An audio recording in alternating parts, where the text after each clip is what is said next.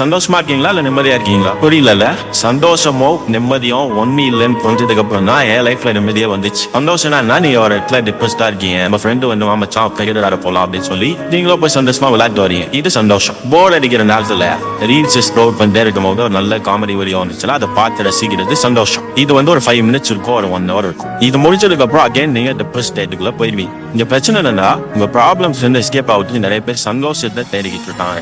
Actually சந்தோஷம் வந்து ரொம்ப சீப், நம்ம தேடுறதுலாம் கிடைக்கும். ஆனா நிம்மதி அப்படி நீங்க உங்களுக்கு பிடிக்காத வேலையை செய்றீங்க, ஆனா சம்பளம் மட்டும் நல்லா வருது, இது சந்தோஷம். உங்களுக்கு பிடிச்ச வேலையை செஞ்சுட்டு உங்களுக்கு தேவையான காசை சம்பாதிச்சீங்கன்னா நிம்மதி. பொண்ணுங்க அழகா இருக்காம அப்படின்னு சொல்லிட்டு நம்ம நிறைய போறது சந்தோஷம். ஆனா உனக்காக ஒருத்தங்க இருப்பாங்கல்ல, அவங்க கூட மட்டும் இருக்கிறது நிம்மதி. சும்மா 4 பேர் கூட சேர்ந்து அப்படியே பார்ட்டி பண்றது சந்தோஷம். ஆனா நம்ம ஃப்ரெண்ட்ஸ் கூட ஒரு மொட்டை மாடியில உட்காந்து என்ன பேசுவோன்னே தெரியாம அப்படியே பேசிட்டு ரிலாக்ஸ் பண்றது நிம்மதி.